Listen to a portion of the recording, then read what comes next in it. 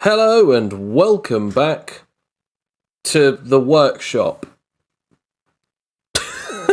Let's work, yo! Yeah, me, Sam, and Shop, Alex. Yeah.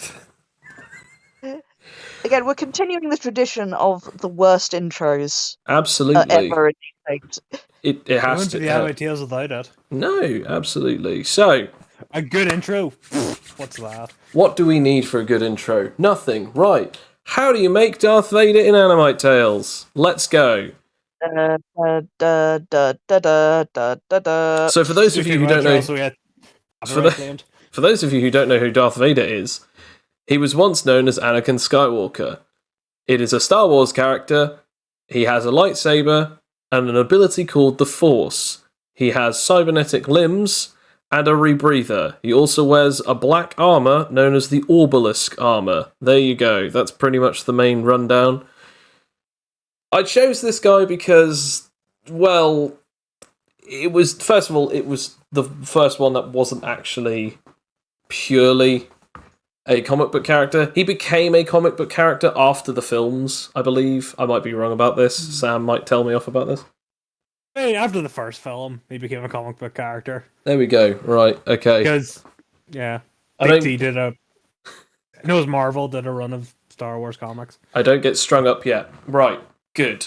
So, obviously, we've got this. We sort of roughly know where we're going with this. Who would like to go first on how they think that they would make the build? I'm going to say we'll leave gadgets and tech outside of it for now. You know what? I'm gonna have to go with Sam first because I got accused of stealing last time, and he actually came up with the idea. I think. Well, mine makes it fairly simple because Darth Vader doesn't have many powers, so to speak. It would be he'd be a willpower user, and willpower, the ability to kind of sense his surroundings, feel life flow through it, and the usual Force crap, like feel emotions and mild telepathy. Like not really telepathy, but you can kind of semi feel things with willpower. And he would then have telekinesis, which is his ability to lift and throw things with the Force. And the reason I'm not going to say he has anything electric is because in the movies, none of the comics I've read, he doesn't seem to show the ability to use Force lightning. As far as I know, used Force lightning. I'm not sort of. I mean, I know that they do have it that he uses it in the films, in the video games, but I wouldn't trust them, so I'm not gonna make that judgment either. I've never seen him use it in canon, and that's all that matters. It's broad brief. Which is a broad brief considering what has become canon and non-canon over the years. But as far as I know, he's never done it. So just telekinesis, willpower that involves the kind of the Force senses and those kind of things. That's more or less his powers. Okay. I would make him. Yeah. I would make the Force. What about yourself, Alex? Oh, actually, yeah. Well, we mentioned it briefly. I think we kind of stumbled upon it when we were talking about it in private. So I'll use it since Sam didn't actually mention it. I mean, the big one is telekinesis, but I would also pair that with rage empowerment. Yeah. Because he goes to the dark side of the Force. And of course, telekinesis, sure, yeah, he definitely does have the Force, to move things and to shield him from a lot of things. But he also has, an incredible amount of strength and stamina as well, and I think that could be paired very well with rage empowerment. You can even have it where they're, you've got balance and they're connected, so the more rage he feels, or a special ability, the more anger he feels, technically, the more powerful, so does his Force. Yeah, exactly. And telekinesis in this game, doesn't it grant you that at, I think, level 6? Grant you super strength? Or yes, but the rage empowerment would actually further amplify the power that you would be given. It also increases emitter's abilities. I mean, exactly. I did agree with. I'm not saying no to that. I am agreeing with Alex because I think we both agreed on this. But I said it was evil empowerment. because why not? See, I think you're right though, Alex. I do think that makes sense with the rage empowerment. To be honest, anything else? Well, of course, actually, we did actually mention it briefly. It's not really a gadget. It's cybernetics. I think he'd have to be partially cyborg as well. He'd have to because that would also give him a lot of boosts as well. And he's got the arm, and I think don't they just a torso by the end of he the third has on, but it's from the elbows down most of the time with his arms, and it's from his knees downwards that they're all cybernetic. So he still actually has his knees and his sort of upper arms. But other than that, the rest of it is all cybernetic. I will say one sort of, not really a gripe, but things where I don't play as a cybernetic characters anymore. It's just because it's so fiddly. It's for me, I'm so fiddly. And it's every little thing you get this boost. It's so it's so careful to do it. So I'd be sort of oh, my brain hurts. Doing the exact ones. But I'm sure that the nerdy and cybernetic lovers amongst us and people playing the game would absolutely revel in creating the exact specifications. I think it is a shame that I think it is a shame that Kane isn't on this one now that I think about it, because he really likes the prospects of the possibilities of cybernetics, but also he used to be quite a big fan of Star Wars and Darth Vader, so it's that thing of that would have been a really good, interesting sort of discussion on as well. I'd actually say, for if I had to choose, obviously telekinesis. I do think, Sam, you're actually probably closer than anything else in the terms of the willpower, because technically you'd have to have telepathy if you'd want that sensing ability, or you could just have willpower, which willpower path of mind, that proficiency grants you abilities of sensing people. You can have it that you can sense people's life force, you can sense people's strength and power, you can sense it, especially if you are good enough at your sensory abilities, you can further increase it to up to 90 or 100 meters. Jeez. Yeah. Can I ask you, can willpower mind give you premonitions of the future? You can get an ability called Predictive Will and Predictive Instinct, meaning that you can predict when people are going to do something. So future. Remember, he had as Anakin, he had visions of things that could and would happen. So theoretically, you could have it that that would be a unique attribute, or even that would be a technique that might be like a master skill, or even maybe some kind of downside where you can see into the future, but most of the time you can only see small snippets, and potentially it can actually be uncontrollable. I mean, it could even be that thing that, I guess if you were to put it in that way, imagine for a second that the films aren't the films anymore, and we're actually looking at an actual campaign, and the way that it played out was actually the random stuff that actually happened. Anakin having those dreams was kind of like the guy who's playing as, or the person who's playing as Anakin just goes, so I want to roll for premonition. It's a new ability that I've gained or I've made up. And the only way that the DM would allow it was having it that the premonition would have two possibilities, and it would either be definite things that would absolutely happen or things that might happen. And then some of the things that happened, obviously, it'd be oh, he sees his mother die, or he sees this happen. Or even having it that everything that happens, he has no control over whether or not he sees a good or a bad future. It wasn't his dreams, wasn't it? So it'd probably be something like that, where you don't know if it's a nightmare or if it actually is a real dream. So you say, oh, is it a real dream? Like a premonition, or is it just a nightmare you're having? Exactly. I mean, you can also potentially have it that it could actually possibly even create mental ailments where the user actually fails willpower checks when they're close within the proximity of an event that has something to do with something that they saw in their dreams / premonitions. You see someone jump off of a building and it ends up getting them killed.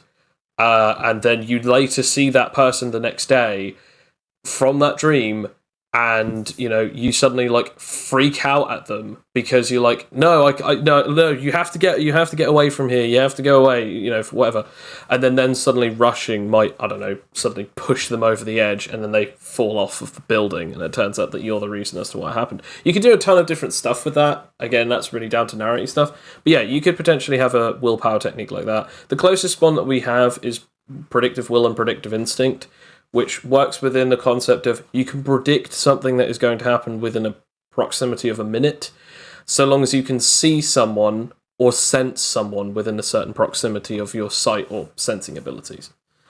But yeah, we don't actually have an ability like Premonition. Not that you couldn't make it, because I'm pretty darn sure that someone could come up with that, or even a narrator might allow it. But if not, I guess you could always try and jimmy your way into having some kind of telepathy ability that allows you to see the future. But honestly, it would just probably have to be bad dreams that just so happen to randomly come to effect, rather than any other particular way of doing it.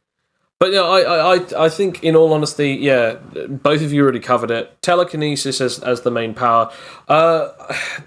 Honestly, I was going to say gravity manipulation, but I don't think that is correct. Despite how powerful Darth Vader is, I actually think there would be thorough job, which enables the user to basically break things apart and fix them back together very quickly.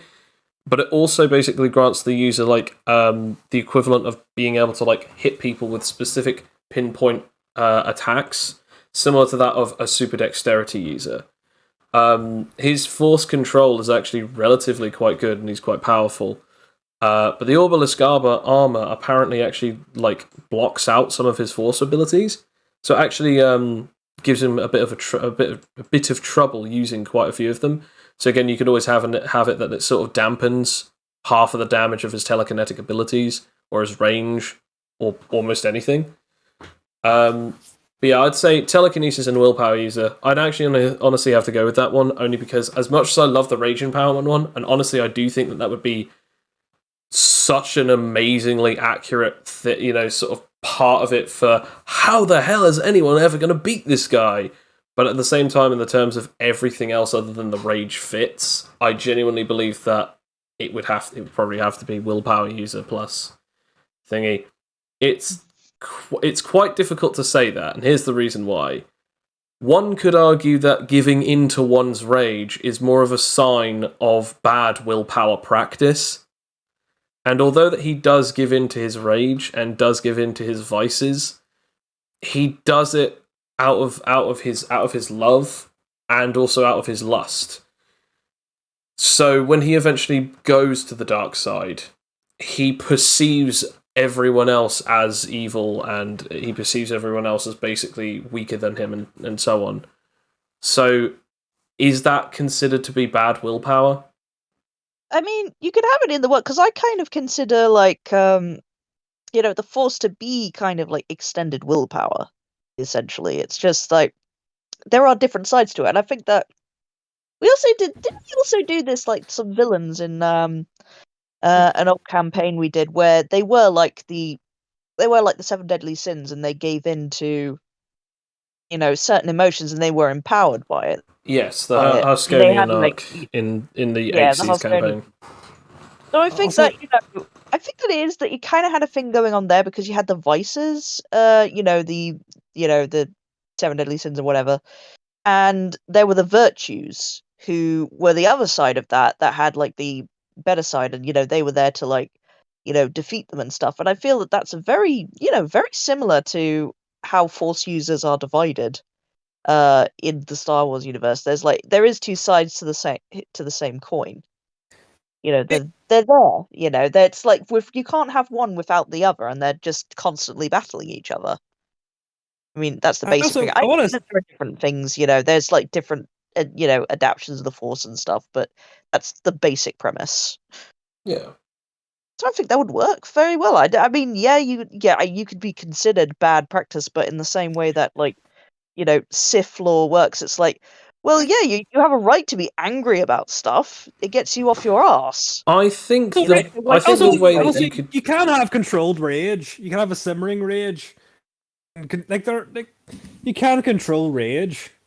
Well, that is part of the thing. I was actually going to say, words. based on that, I was actually going to say, potentially having it that his willpower is actually not necessarily that high. It's only high enough to get the basic abilities, and then he just pretty much gets a ridiculously high level of proficiency with his willpower.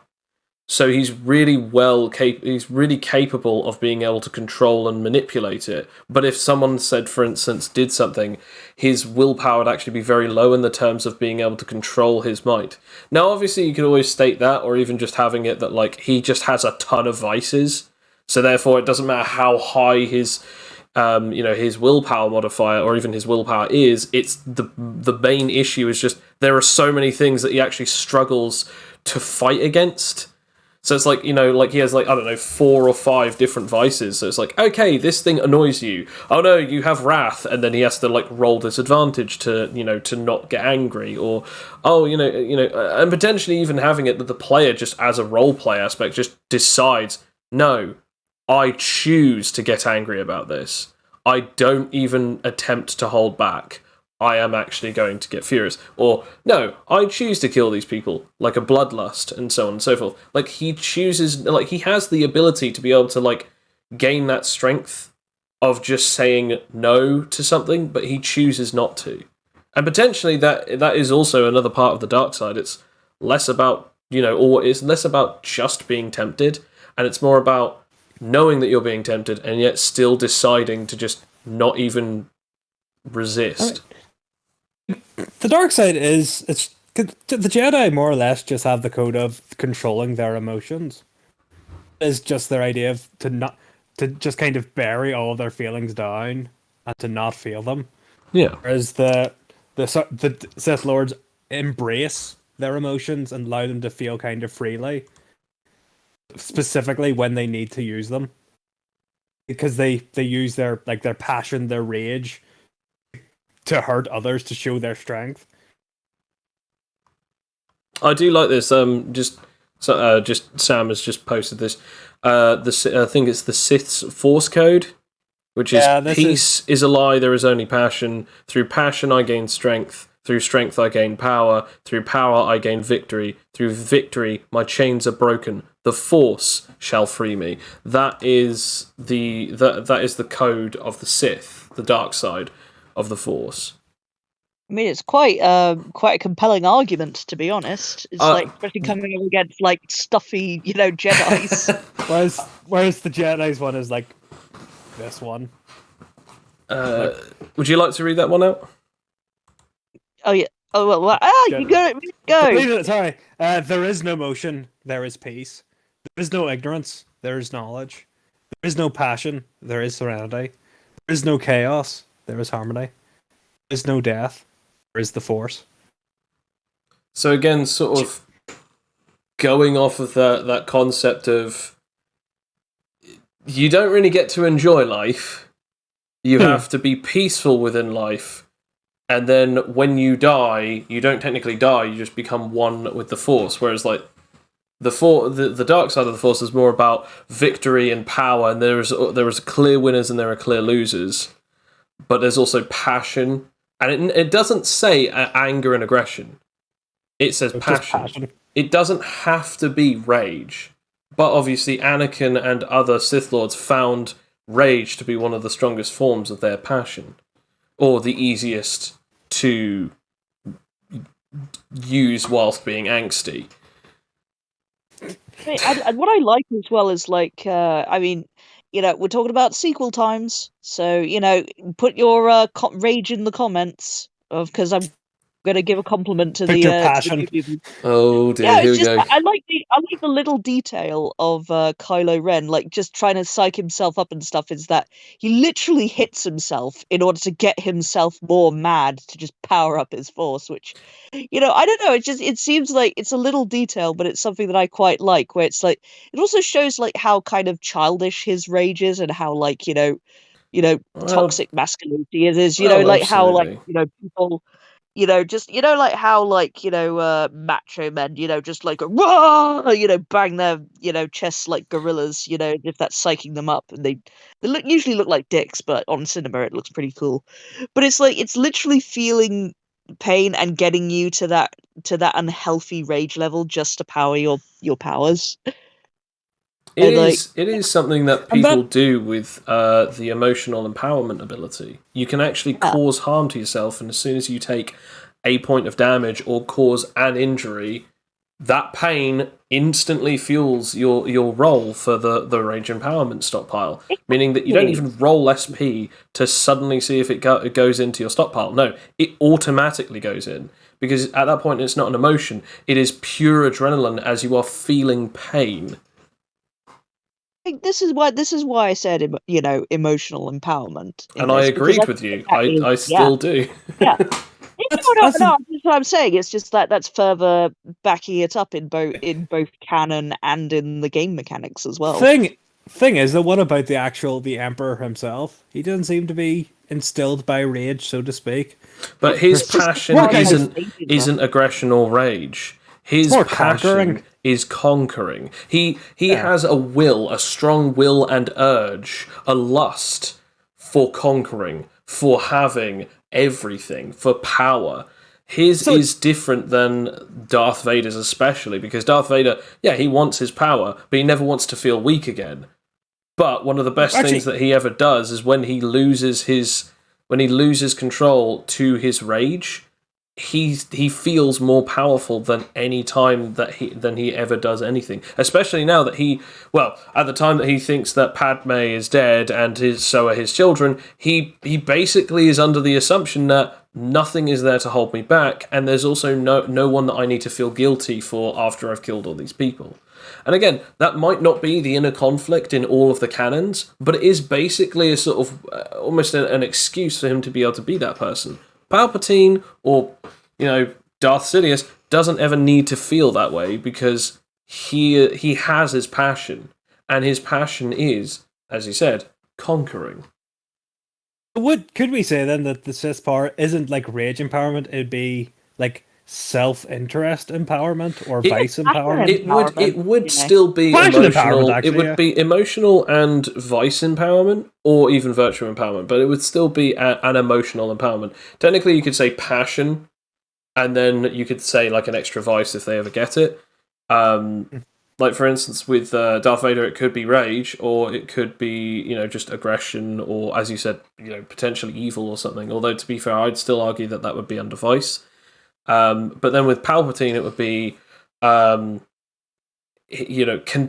contentment. It would be happiness if you think about it, because he is happy when he is getting his own way, and then his vice would be conquering. He's happy most when he feels stronger than people, when he has more things than anyone else, when he is the Overlord Dominion. I mean, hell, for the longest time, before we even know what his actual name is. In all three of the 8 films, he is called the Emperor. There is nothing else that we know about him other than he is called the Emperor. Like, that's just it. Done. Like, Chancellor Palpatine, he's even in, like, a great part of power, even outside of being Darth Sidious. It's that thing of even when I'm pretending to be an undercover on the other side, I still have to be a minimum of a Chancellor. And as we already know from the meme, I love democracy. He loves finding ways to conquer people mentally, emotionally, strategically, diplomatically, persuasively. He has dominion and conquer. He has a dominion over all people, and he has a quest for conquest, and that is when he is at his most content. It's a really weird thing. Yeah, he's a massive manipulator, because if you think about it, it's a really weird thing to actually say this. I don't think we ever would have thought contentment empowerment or even happiness empowerment would be Darth Sidious's. But really, it does kind of make sense. Because the Jedi don't like people being happy. If you're a Jedi, being happy is a bad thing. You Yes. should feel nothing. Feel nothing at all times. You should feel peace and tranquility. You shouldn't be feeling happiness. You should be feeling peace. You feel happy or sad. You should be. Yeah, that's why the Jedi suck. They're like, but no upside. Like, none at all. It's just like, I will die on this hill if I have to. Being a Jedi sucks. I don't know. Okay, imagine if you got to be a priest, but you also got a cool ass sword, and you were allowed to use said sword. Like, that is true, but like, I would like to use said sword and also feel emotions. Because I can't even enjoy my cool ass sword. Like, I'm not allowed to feel happy that I have the coolest freaking sword in the galaxy. It's that moment that you get a lightsaber, you smile and go, "Is that a smile, boy?" And then immediately take it away from you, and you're like, "Oh, damn it!" Oh, now I feel disappointed and angry. Oh well, I guess you're out. Get out of here. Get out of here. Oh, here's your red lightsaber. Oh, sweet, a cooler color. Ah, he is evil. Why are all these Jedi turning to the Sith? It's a mystery. This one makes the Jedi make even less sense. If you don't feel things, how are you meant to feel empathy for others? You're meant to feel like, oh, I must save others, but I don't feel nothing. The concept of it is supposed to be the concept of you save life and you save life from pain because pain is not a part of peace. That's their loophole around it, Sam. That's what they are. Loophole finders. That's why they sat on their arse, why they got conquered by the Sith. And every time the Sith come a conquering, it's because they're sitting around doing nothing. It's only when Jedi say, "No, I want to feel things and marry someone." That's when the Sith get their arse kicked. When Jedi stop being Jedi. Anakin was freaking right. This sucks. I disagree. In my perspective, the Jedi are evil. Actually, you might be onto something. Yeah, the best part about that is that Anakin would never have turned to the Sith if the Jedi didn't have that stupid rule about not being able to marry people. Yeah, by having any kind of emotions. Yeah, because he couldn't turn to anyone, could he? When he needed help, he couldn't turn to anyone. He didn't have to keep the secret. It would have been just fine. Like everyone knows, you're just married to this girl. Okay, that's fine. He wouldn't have had to turn to like evil McEvilson over there in his throne room wearing dark red and says, "You know what? I know some force techniques that aren't good." Wah, wah, wah, wah, wah. The thing is, though, I do like the joke that like because obviously he's so distressed that he doesn't hear, "By the way, I'm basically telling you that I know of the Sith's powers." He's hearing loophole. He's so distressed and he's so desperate that he doesn't even realise that he's actually the bad guy. They literally put him with the counselor because they were thinking, "Oh, by the way, he might actually be evil." And then the guy literally says, "So, I once knew about this ancient legend that basically none of the Jedi actually know or remember about, even including Yoda, who is the oldest person in the entirety of the Council, Darth Plagueis, or whatever it is." There's not even that. He actually just straight up tells him, I know some things of the Force that Jedi don't. That the Jedi don't. Aren't necessarily light side. He goes, "Oh, I know of a power that can actually help transcend death." It's like, is it possible to learn this power? Not from a Jedi. Oh yeah, it's something that some would say is unnatural. That's it, yeah, unnatural. It's like, is it possible to learn this power? Not from a Jedi. That is his pretty much like, by the way, this is the big warning sign. If there were ever red flags in your universe, these would be the reddest of the red. And yet he still didn't see it. And obviously the joke is that even he would at some point have figured it out by that point, but he didn't. But I mean, to be honest, Palpatine did tell him a lot of things that were true, that just how useless the Jedi were. Yeah, I mean, there's nothing to contradict him. I mean, let's be honest here. Yes, they were a bunch of people sitting about in their lavish rooms doing nothing but talking about each other. True. Yeah, true. I mean, that's why you had to kill all those kids. It was justified. Justified. Okay. They were impure. They were being taught to be passive. Moving swiftly on, because Alex has suddenly gotten into children murder mode. So, yay. We're going to move on to the portion where we actually talk about which of the three builds. Now, I technically didn't really come up with anything original, so I'm not even going to put myself into the ring of this, because basically I just agreed that both of you had good points. I even technically said, well, theoretically, this is how both of them could work. So I'm just going to say, obviously, Alex, he did bring up the Cybernetics thing. And I do like the whole rage empowerment thing. I think that is a really good idea, especially because it does actually make the telekinesis more powerful. Sam, I did say that I do personally see him being more of a willpower user because of it gives him a wider variety of different abilities and skills. And the version that I said was just more specifying those particular things. I think technically it wouldn't be gravity manipulation. I just don't think it would be for either of those two abilities. I think it would be thorough job, which is, as I said, like the more intricate, detailed version of telekinesis, where it has a bunch of extra special mechanical bonuses. I think he would gain telekinetic skin, which is basically like a defensive ability where it just covers them in a force field around them.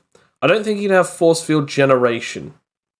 But I do think he'd have Return to Sender, which is literally just a telekinetic ability of, no, you can have that back. But I don't think he'd have any of the other abilities, including telekinetic flight. I just don't think he'd have telekinetic flight. We see him fly, do we? No, not really. No, not really. I mean, he could. I mean, he could, but he would definitely have tactile telekinesis though, because like it does technically give them super strength, and technically you could also have it that he uses it to leap high. Yeah, he does leap he does leap sometimes. It kind of floats downwards. Exactly. He's more into sort of throwing things around, to be honest. That's more his kind of deal. Like, he doesn't really do the whole float. His whole style is pretty violent. Yeah. So yeah. So I would think that, even just like for a personal preference, I think, he could, in theory do that, but he chooses not to because that's just not his style of fighting and, what he focuses on in his powers. So you could, in theory, argue, yeah, he does, but I don't think it'll be in character for him to work on that side of the power. That's my personal opinion. As for willpower and stuff, I think that there's an argument for all three. And cybernetics, I reckon they'd be relatively basic. I don't think they'd be that massively amazing. They don't seem to have any omnidirectional rotation abilities, so they don't seem the ability to spin around like drills. They're more built almost to be as identical to the anatomical skeletal structure of a hand as possible. The only thing I would say about it is that it possibly could increase endurance. Like, that would be the enhancement that he would have. Because he is like, yeah, you could argue, oh, that's also the Force. But, if he gets like, I think that there's some of that if you only have a few points to spend for certain things, you could like make up for it with that, to gain his level of power. Just having more of a durable thing, and hey, they're not flesh, they can be harder and more durable. So if you get hit in the leg, you can just repair it. Yeah. Or it'll plunk because it's made of mineral. I feel like it would be relatively quite durable stuff, but they are always shown to be broken by the blasters and the lightsabers, so I don't think they'd be massively durable, but on the bright side, it does mean that they are relatively quite easy to replace and rebuild and fix. Yeah, I think So in the terms of these two builds, I feel like I might very well be the tiebreaker here. I might not be, but I would probably still say the most accurate one is technically got to be Sam's. Made an incalculable mistake, Joe. However, the one that I think that a narrator would have an easier time dealing with, Alex. Yes. Because just hear me out on this one.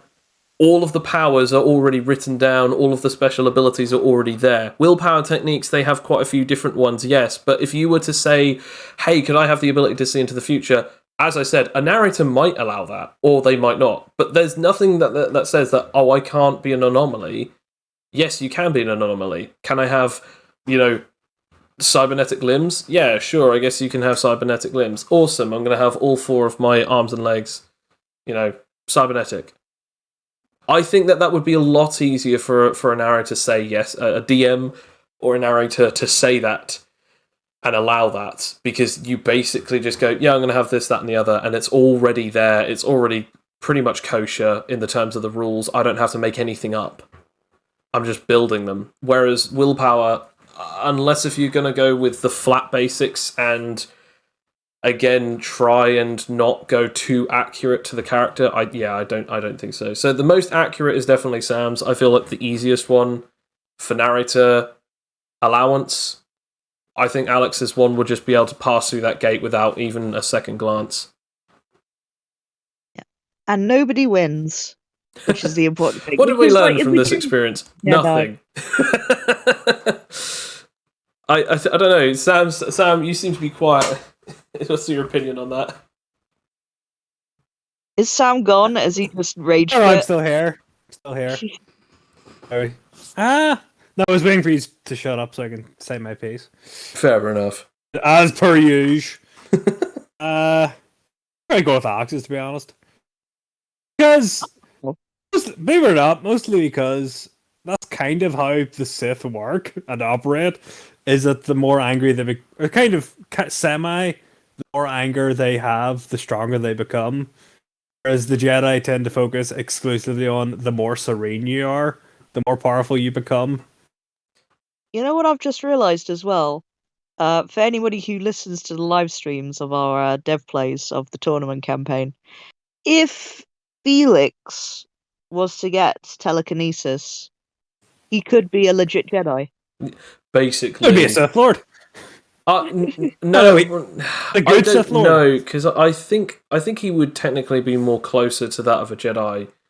Only because his power it bases itself off the more peace, the more calm.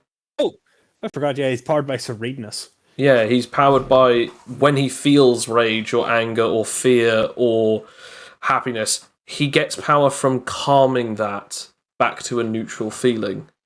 So that's why I think that it would be more Jedi for Felix. Felix the Jedi.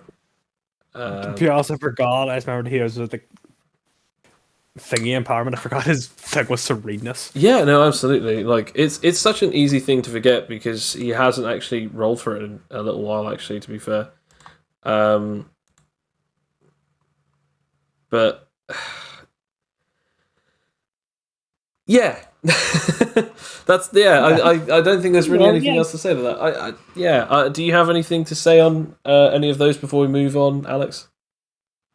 No, not really. I mean, shall we talk about lightsabers? You know how that would work while we're. Remember one last thing. Okay. About his tech. We're now going into tech, but go on. Oh, about his Cybernetics, I should say. Cybernetic tech. Yeah. I just remembered he would be because he has a Rebreather. Remember, so tech. I think it is like his entire armor is like sealed, like air sealed.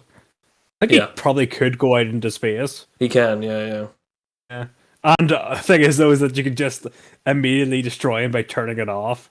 Because remember, there was a comic where someone almost beat him because it was like the creator of the armor, and he just turned the suit off, and then he like almost died immediately. So it's funny because that you say about that, but there's another. I don't know if it's the same comic or just another one, but there's a situation. Don't know if it's the same one, but there's a situation where his suit gets severely damaged or turned off, and he actually uses his force powers to sustain him for a short period of time. It's the same comic. Oh shoot, yeah, but because that's the only thing that stops him from just outright dying and saving himself was the fact that his body's dying, but he's a strong ass force user. This is why I had to agree with the lore accuracy of your one, Sam, is because that technically there are willpower techniques that could, in body as well as in spirit, keep the user forcibly conscious just for a few moments, or even keep them out of fatal moments. Like, oh yeah, I'll just roll this to keep myself out of that and keep going. I should say, what I mean is, I would say, like, willpower, anger, and telekinesis. This is the thing. I feel like there are ways that you could go about it. I definitely do. It's just that I feel like the reason as to why I said that yours is more accurate only because the concept of all of the different possibilities of willpower. Technically, if it was the combination of the two, theoretically, but I feel like it would just be a way too spread thinly out for it to actually be too well done. I don't know. It would really depend on the levels that you had. It would also very much depend on the beginning stats, because it could very easily get very overly mashed to the point of which you wouldn't have enough for willpower, or you wouldn't have enough for the powers, and I don't think it would just kind of be the equivalent of trying to sellotape and surgically. I mean, place. You could probably do it. No, I don't think so. I think you'd need a pinnacle. I genuinely think you'd need a pinnacle to actually get it to be a viable character, or insanely good roles for the character. I mean, he is actually Pinnacle Token would make sense because he is meant to be like the chosen one. He is meant to be. Yeah, but he's not very smart and he's not very charismatic. He's meant to be. It doesn't come out in the films, but he's meant to be. That's the thing. He would have average charisma, but it would be all in intimidation. None of it. Okay, so here's my answer to this. I think that his intimidation is more from the armor, and also from his powers, because I genuinely believe that when people see him, it's like, he's just a guy in an odd looking suit, big deal. But the fact that they can't see any part of his physical form would be intimidating. There's a I don't know if you guys have heard this. There's a theory that people who wear sunglasses are slightly more intimidating to people because that they can't see their eyes, and therefore it's harder to anticipate what they're thinking. And genuinely, if you think about it, when you can see someone's eyes, there's something about it that actually makes it a lot more personal. But this guy, you can't see any part of him. The most, quite literally cut off person. But yeah, no, I think, yeah. Anyway, so we'll move on to the actual tech. Rebreather and the whole Orbalisk armor thing. The lightsaber and the cybernetics. We already talked about the cybernetics. I think they'd be pretty darn basic. What do you guys think? I'd say no, really, because if it's I'd say yes and no, because I think that they would have to be custom and stuff. I haven't looked at the cybernetics chart in a while. Yes, there is a chart, everybody. There's a huge amount of things that you can do with cybernetics, but I do think that it would give him a boost to endurance, at least to have it be. Would it also possibly be infused with his own powers as well, so that he could I'd say so, or at least these ones. I don't think when he is Anakin, I don't think so. But I think these ones with the Darth Vader ones, I think so. In the terms of when just real quick, when you mean his endurance or durability, what do you mean? Because technically, they're only going to be on his arms and his legs. They are literally his arms and legs. If he gets hit on any other location that isn't cybernetic, he's not necessarily going to be any more durable on those locations. I think it would have to be confused. Well, what my question is really is, just because he has a cybernetic arm doesn't mean that the rest of his body is going to be durable, because that's not how they work. I mean, is that what you meant? It's more sort of after he's fallen and stuff. It's more when he's jumping down from places with his powers, or landing on things, as he is often wont to do. It breaks more of his fall, in his cybernetic legs. So he's landing on some goddamn pistons instead of human legs. Yeah, I guess so. I mean, although based on what Sam was saying, I think that his telekinesis would do half the work for that anyway. But hey, even when he was human, he did leap a lot. Yeah, they did tend to leap downwards. Remember the bit with Obi-Wan where he just leapt 20 meters downwards? Yeah. It was just fine. That's what I'm thinking. Right. But at the same time, you might not be wrong. Shock absorbing components within them. I would say they both have at least +1 to super strength each. just enough so that, like, without the Force, he could basically bend metal or crack bones rather easily. But I do think that the limitation for these would, as I said, be relatively not that durable, only because I feel like he would infuse it with his Force to be able to keep them relatively strong. But then obviously, if he loses focus or concentration on them, or even just eventually they do take enough damage or punishment, they do break. But again, because they are easy to repair and replace. That's why I think they'd be relatively basic, because again, since he is a fighter, it would make sense that if they are ever damaged, they wouldn't be too beautifully made, because obviously, as someone who is the Emperor's right-hand man and the apprentice Sith, it would make sense that he would never have something that would take him that much longer to get him back into the fight. To be honest, I thought the arms are just kind of, they have like their own assembly line prosthetics. That's what I seem to be, because there seems to be just a lot of people with arm, like, remember, like, even in Luke Skywalker, it just like took an hour for them to make it, more or less. Pretty much, which is some of those like semi pre-made. So I don't think it was like a specialized thing that he got. I think it was just like they have a lot of like pre-made, like a band-aid, so to speak. It's like they've got a lot of versions of the same thing, like for different people's like arm length. So it's probably like, oh, he's got like. Anakin did private healthcare though, and like Luke did like, you know, public healthcare. You know, so I mean, public healthcare was better then, because he got like skin and everything. Anakin's was just he had to put it in a glove. Ah, yeah, that is true. Remember? Yeah, but okay, I'm just gonna be that guy. The other reason as to why they did the fake skin thing, and let's be honest, because it was easier because it was easier. Yeah, like. You still could have did that with Anakin's one. Special effects. Because he kept it in a glove. Yeah, but they wanted to make it look cool, alright? They wanted to make it look cool. You could have had that, but then you could have had, like, the skin over... Then you could have had, like, the Terminator bit where they put the skin over it. Yeah, but they chose not to for two reasons. A, it looked cooler, and B, they needed to at least have some particular reason as to why that they'd use some of the special effects budget on it. Oh, yeah, and also it's in the past, I guess, as well. So I think that as a character, he doesn't give that many shits about his appearance, you know, after, because he is a broken man. I mean, otherwise they would have like given him like skin on all of his body. You know, I'm talking about like in the second movie when he lost his arm.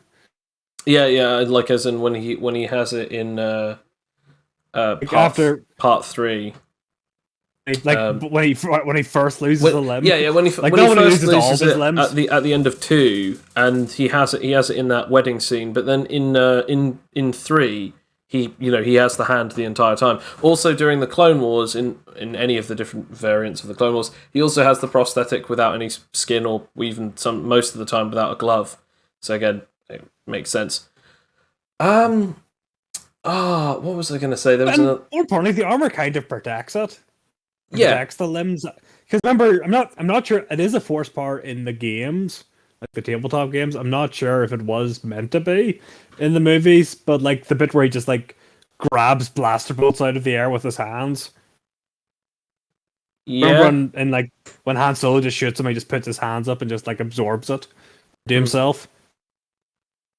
That could just be the armor, maybe, or could be the telepathy. Well, like the okay, force. so. Here's the actual deal. So far of what I know about the Orbalisk armor is two things. It's supposed to be able to be quite durable against blaster shots. There are certain weak points on the armor that have weak points against lightsaber strikes, but it is mostly relatively durable. Durable enough that it's not super easy to be able to cut straight through it, but after enough punishment or enough damage, the armor can be broken. Damaged, cut through, so on. But basic blaster shots are relatively quite easy to be deflected off of it. It's not made out of Mandalorian steel, whatever it's called. I can't ever remember what it's called. It's the equivalent of mineral, I guess. Really, it basically is. But yeah. But anyway, it's not invulnerable. It's not indestructible, but it is relatively durable. I'd say that it's probably either the equivalent of ion, which means it has a small amount of energy resistance, or probably some kind of polymer It would have to be relatively lightweight, although it is stated to be incredibly uncomfortable for the wielder to wear, as apparently he is in a lot of discomfort and pain constantly whilst wearing it.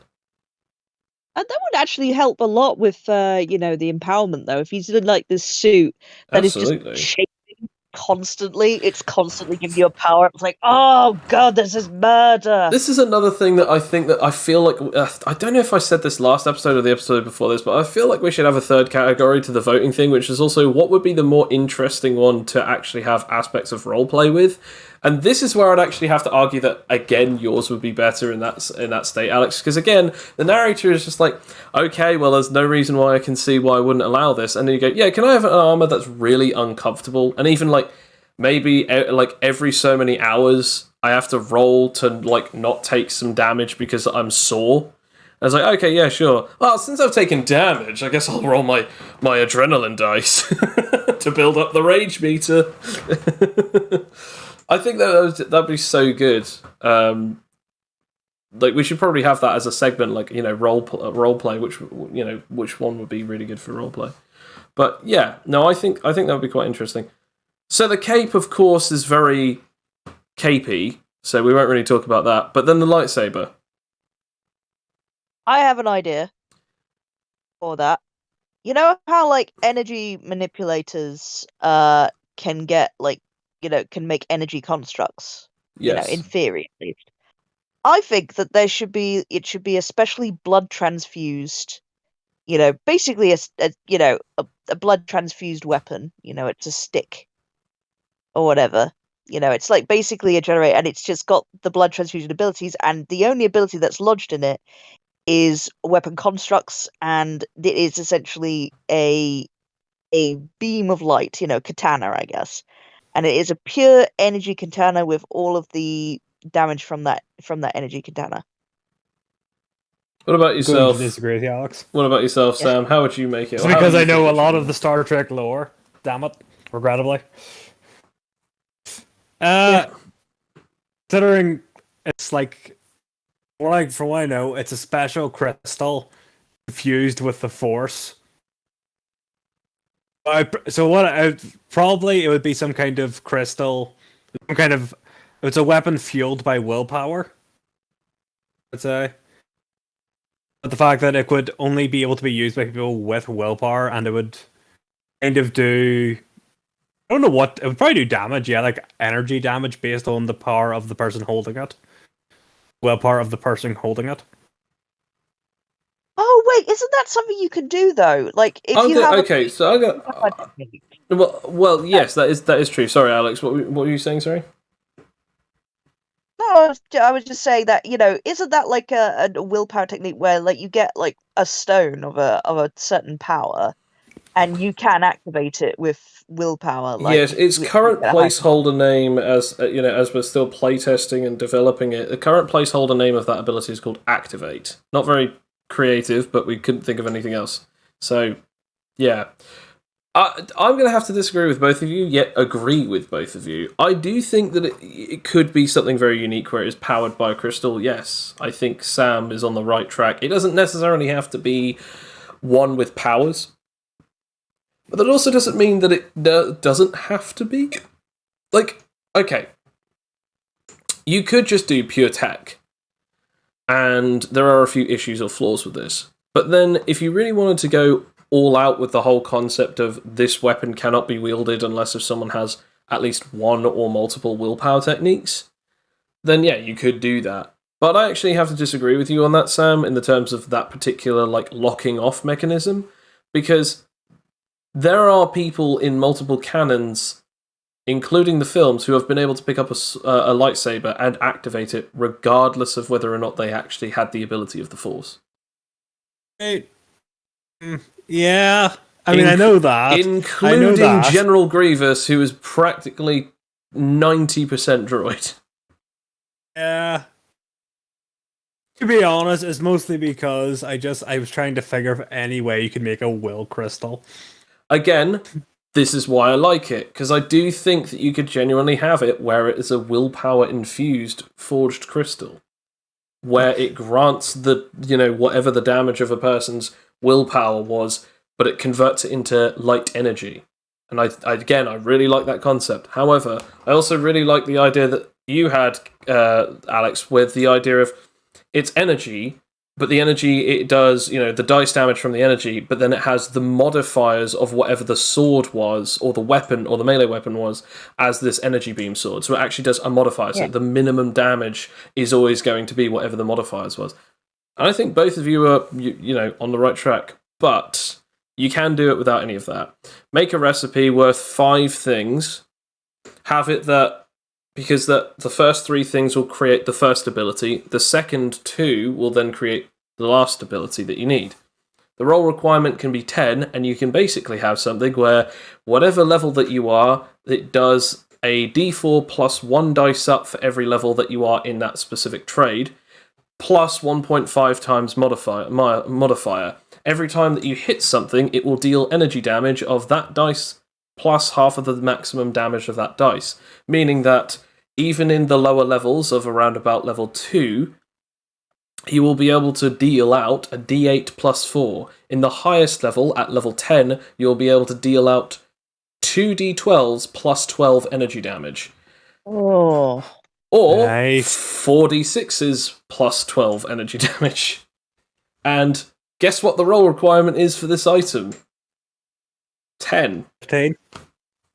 What you're saying is you could make it like a 20, make it 3 times damage.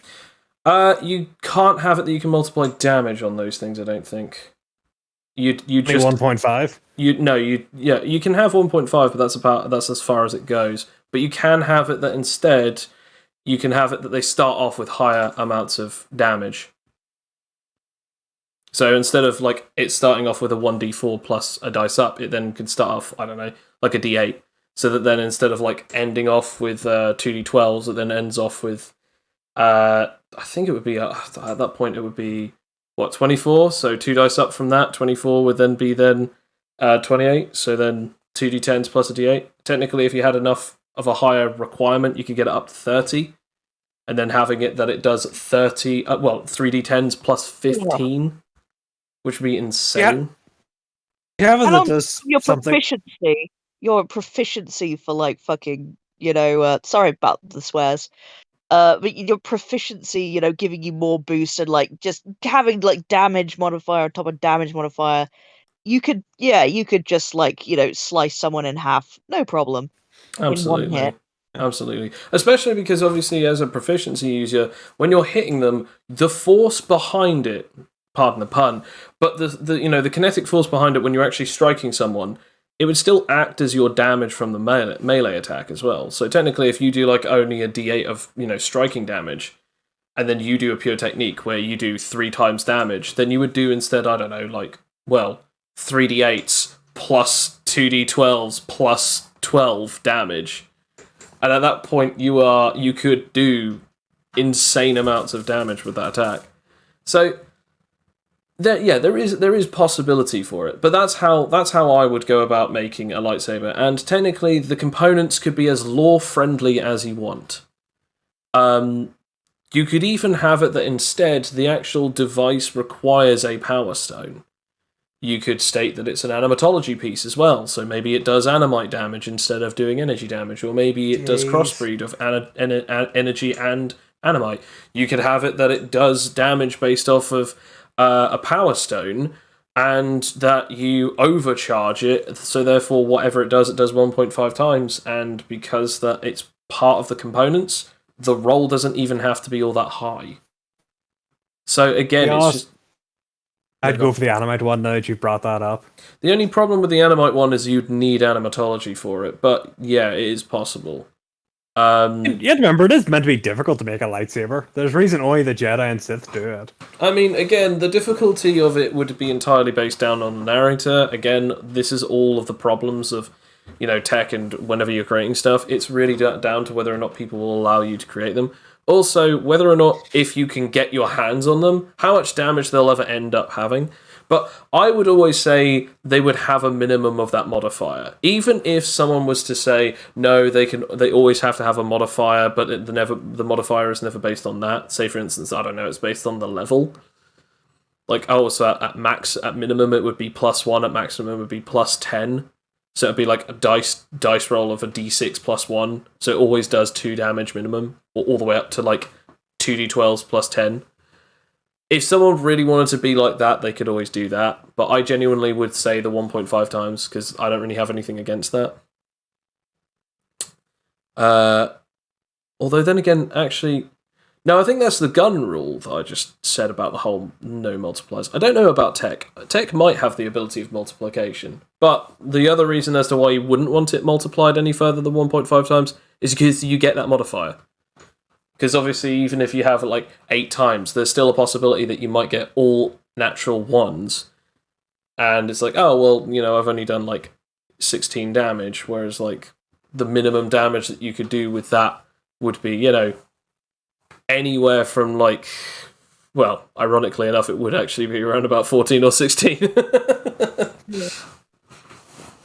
But I don't know, because I again, that's something that I completely haven't remembered off by heart as to whether or not you're actually allowed to multiply it any further than 1.5 times with tech. Because I'm pretty sure we do that with guns, where guns can't be multiplied, but instead you just keep on buffing the dice, so it's like the starting dice is higher and higher. Either way, you could make it so it's like 10 components to make. Oh, absolutely. And at that point, you'd have 7. No, it's 2. It's 1 ability point for every 2, but the first one is 3, so it'd be 3, and then 5, which would be 2, 7, which would be then 3, 9, which would then be 4, and then 11, which would then be 5. So you'd need 11 components, but you could have 5, so therefore it could start off with, like, you know, a D10 or something. But yeah. I need a red wire, blue wire, yellow wire, green wire. I mean, you could do something like that, where it's like circuitry, meter of, you know, so on and so forth. Like, say, for instance, like you could have circuitry, crystal, glass, metal, plastic, what is it called? Toggle, heat spring. Spring, heat coil. You could have... what's it called? Energy converter.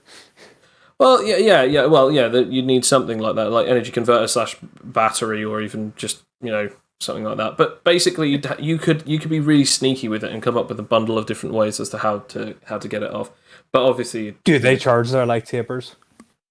Do they need to charge their lightsabers? Because I always assumed that the crystal was the power source as well as the very thing that granted it the power of the color and the lightsaber effect. And I'm pretty sure they put something into the crystal to like they shine light or something into it to make it powered. As well, they use. I don't know. I always thought that it was both the power source and the very thing that generated the beam.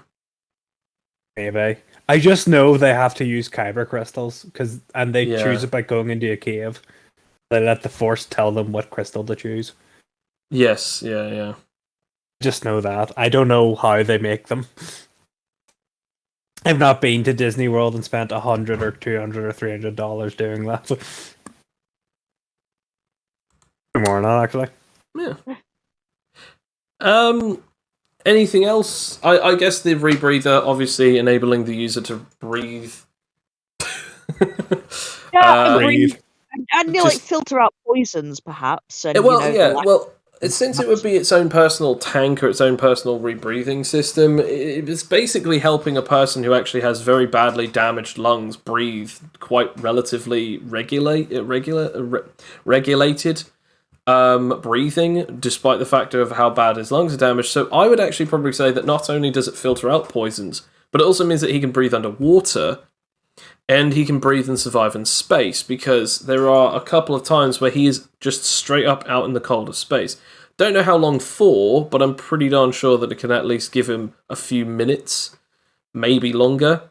It is practically a spacesuit with armor, an armored spacesuit, or even armor that just so happens to have spacesuit-like functions. It is pretty much like, vacuum sealed.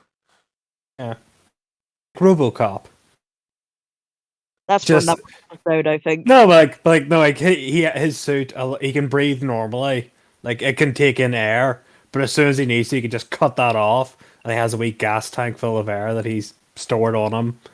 He can, if he needs to, in a situation, and go into the vacuum of space.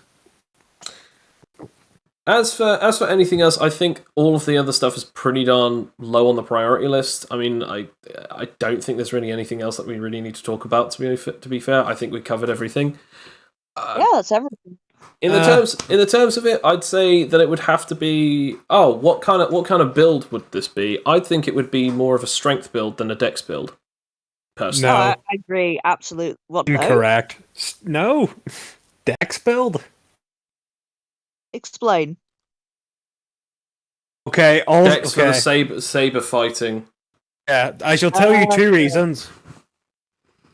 A, I've played the Star Wars game, tabletop and video game. Only Dex, baby. Only Dex. You don't use strength. Jedi aren't strong.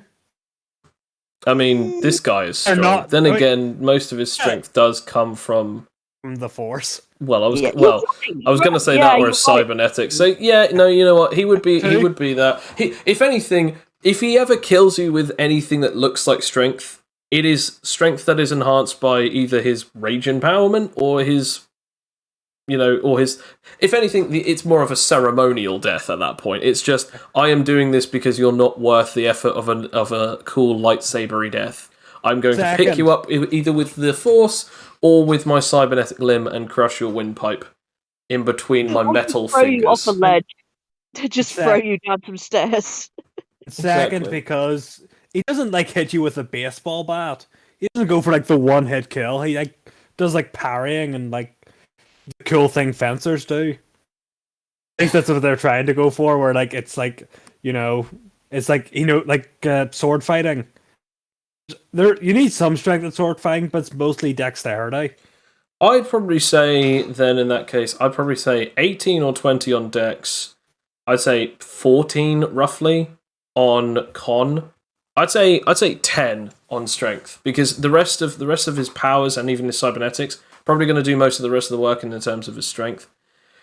Wisdom. Would disagree with you on con. That would be a willpower thing. Con would be low. The willpower would be the thing that's saving him with con. Okay, how about 8 on con? Because I don't think it would be any lower than that. Yeah. Oh, actually, no. You know what? No, I think 6 on con. Because he would have at least 1 minus, especially with survival. He would have to roll willpower, some kind of willpower technique to roll it instead of survival. Because again, as you said, also, this guy, without all of the armor and the rebreather and the life support system, he basically is a dying man. That's what I mean by his con would not be good. No, you're right. His con would be replaced by either his willpower or his cybernetics. Or even his telekinesis, if he can basically coat himself in enough durability-based telekinesis. I still think that he needs some intimidation. Just because he wouldn't be Darth Vader without the one-liners, though. I'm going to say 18/20 dex, 10 strength, 6 con. In the terms of wisdom, I'd say minimum has to be 12. Minimum has to be 12. Could be higher. In the terms of intelligence, I'm not too sure. I would honestly say that I'm not sure about it, but I'd say that he'd have quite high in tech knowledge, and then he'd also have master level trade in technology, because he built C-3PO, and he also fixed things as a child. He knows and understands technology pretty darn well. I should also say I haven't watched this show, but my friend has told me enough about it that I think he's also a master tactician. Really? And if you're listening to this and you've told me wrong, sorry. But from what he's told me of the Star Wars Clone Wars TV show, apparently he is quite clever there, or at least wily in his plans. So in that case, would it be an actual trade, or would it just be that he just is, you know, you know what, I'd say he'd have 12 intelligence, so you get the +2, but then +3 on ingenuity. Yes. Because not only does that work with strategy, that also works with coming up with random plans on the fly. And even suddenly quickly understanding things. Because to be fair, he does learn how to beat opponents relatively quite quickly. Because despite the fact that he does seem to be relatively dopey in the social scenarios, he does seem to have an incredibly great understanding of not only tech but strategy. So yeah, I think so. In the terms of charisma, I would have to say in the Darth Vader, let's say Darth Vader, let's not go with Anakin, but let's say Darth Vader, I'd say 12, and then again +3 with intimidation, so he has +5. Absolutely. I have to disagree with you there. Definitely a 14. Really? I have read a comic where he almost seduced a woman just by dancing with her. If that's not raw charisma, I don't know what is. I would consider that more of a lucky roll than anything else. No, he didn't. I'm still saying 14. He does, I'm just not going to tell you why, because there's loads of reasons in comics why, but I'm just going to say 14. What about you, Alex? What do you think? No, I think it would be, I think to get that +5, definitely, it'd be an intimidation, because, I don't see him, he is definitely not one for diplomacy. He does not, so I don't think that he would have, he gets his way anyway, just by sheer force, so it'd have to be purely intimidation, and I don't think he'd be a charisma build, but it wouldn't be the character without being intimidating and just having the one-liners that completely floor people and say, yes, sir. I find your lack of faith disturbing. Either that or a special trade and allowing him to add his telekinesis bonus to it. Telekinesis bonus? Like he's choking someone and intimidating them, just by demonstrating the force. Yeah. There's some games, or video games, where you can add your strength bonus to your intimidation. So, because, look how strong I am, intimidate them with your muscles. So a usage style. Yeah, the vampire character I made with his willpower, his, aura of intimidation, but it's more like aura of intimidation, but with, telekinesis. Whenever he chokes people and then everyone around the room is intimidated. Yeah, fair enough. Because I find it faith disturbing. He doesn't really care about the guys choking. It's everyone else that's now frightened and pooing themselves. In the terms of trades, SPMA, Saber proficiency, I'd say potentially hand-to-hand combat, potentially. Technology, or at least technologically inclined, so in other words, he can make his own tech and stuff. Potentially strategist, which would be almost a homebrew version of almost like bardic / performance. And then we did make that new trade that I made for the vampire. Could have that. Yeah, which again, it's more just a form of performance. And also driving spaceships and stuff. Piloting. That's it, piloting, which honestly would probably be the first character we've ever talked about having any kind of driving abilities, bar my character in one of my brother's campaigns about a year and a half ago. But yeah, so piloting, definitely.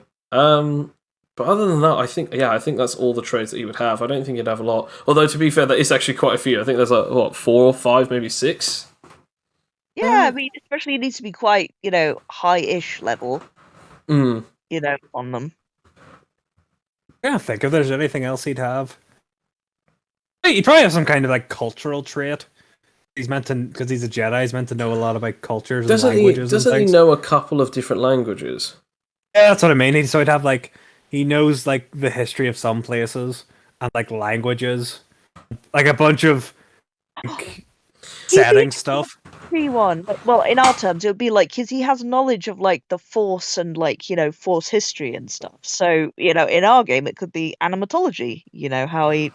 I'd say more you just have history. He wouldn't even have a trade on it. He would just have history. Would have to have animatology to have made his lightsaber. Again, that's potentially arguable with just the concept of technology.